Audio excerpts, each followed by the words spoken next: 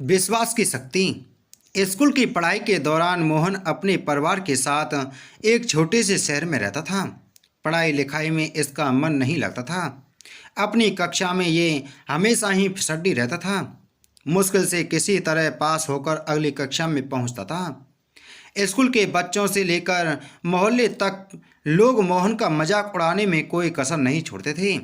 मोहन की पढ़ाई में कमजोरी से उनके माता पिता भी दुखी रहते थे। पढ़ाई में पिछड़ने का दुख तो मोहन को भी होता था, परंतु कोशिश करने पर भी पढ़ाई में उसका मन नहीं लगता था। हर तरफ से उपेक्षा और तिरस्कार से दुखी होकर अंततः मोहन ने पढ़ाई छोड़ने का मन बना लिया। अभी वह 10वीं कक्षा में था। उसकी पढ़ाई की जो स्थिति थी उससे बोर्ड की परीक्षा में उसे पास करने की उम्मीद लगभग ना के बराबर थी। अपने जीवन से निराश होकर एक दिन जब स्कूल से घर लौट रहा था तो रास्ते में एक जगह रामायण की कथा हो रही थी।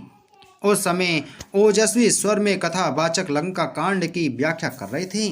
कथावाचक के ओजस्वी स्वर से बुरे ख्यालों में खोए मोहन की तंद्रा भंग हुई और वह सम्मोहित होकर कथा स्थल की ओर चल पड़ा। कथा स्थल पर पहुंचकर वह जगह बनाते हुए आगे की पंक्ति में जा बैठा। मोहन को देखकर कथावाचक मुस्कुराए और अपनी कथा को जारी रखा।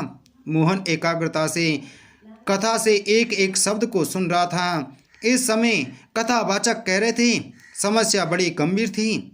सागर तट पर भगवान राम की सेना के सभी योद्धा लक्ष्मण, हनुमान, सुग्रीव, अंगद आदि गंभीर सोच में डूबे थे। जटायु से यह तो पता लग गया था कि रावण सीता को लेकर दक्षिण दिशा में उफनते समुद्र के पार स्थित अपने राज्य लंका में गया है, परंतु इस विशाल समुद्र को लांघकर लंका जाएगा कौन? समस्या विकट थी। तभी वहां की शांति सुग्रीव की आवाज़ से भंग हुई। सुग्रीव ने प्रभु राम से कहा कि हमारे बीच एक ऐसे दिव्य शक्ति हैं जो समुद्र लांघकर लंका जा सकती है। तब भगवान राम की जिज्ञासा को शांत करने के लिए सुग्रीव ने महाबली हनुमान की ओर देखा। सुग्रीव के संकेत से हनुमान जी शक पका गए।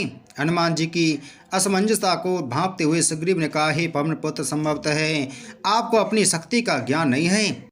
बचपन में आपने सूर्य को एक फल समझते हुए एक छलांग में उसे सैकड़ों कोस दूर जाकर निगल लिया था, तो फिर लंका की दूरी ही क्या है?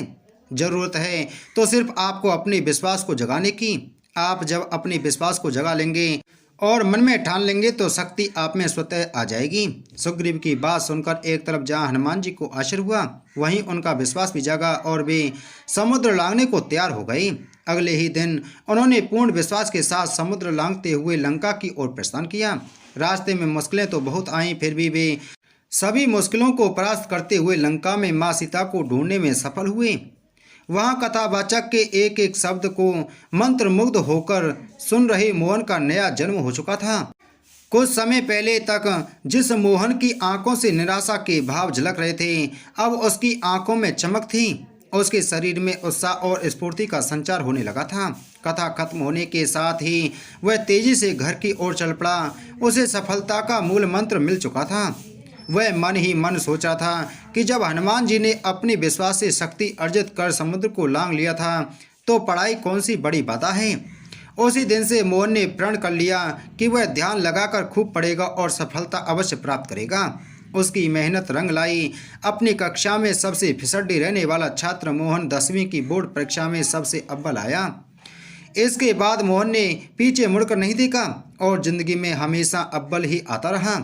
वह लोक सेवा की परीक्षा में भी प्रथम स्थान पर आया और अपने आप पर विश्वास की बदौलत वह सरकारी मुकदमे में भी कहानी से शिक्षा। दोस्तों, कहानी से हमें यह सीख मिलती है, विश्वास की शक्ति को साबित करने के लिए मोहन का जीवन तो बस एक उदाहरण है। हर एक सफल व्यक्तित्व के पीछे उस व्यक्ति का विश्वास और कुछ कर गुजरने के जज्बे का मुख्य योगदान होता है। जब किसी व्यक्ति में विश्वास का संचार होता है तो उसमें शक्ति अपने आप संचारित होने लगती है। फिर जब तन और मन में शक्ति यानी ऊर्जा का संचार होता है तो मुश्किल काम भी आसान हो जाता है। यही तो जीवन में सफलता का मूल मंत्र है। तो उम्मीद है दोस्तों आपको कहानी अच्छी लगी होगी, तो वीडियो को लाइक करें, वीडियो को ज़्यादा से ज़्यादा शेयर करें और इसी प्रकार की वीडियो प्राप्त करने के लिए आप हमारे चैनल को सब्सक्राइब कर बगल में घंटी के बटन को जरूर दबाएं।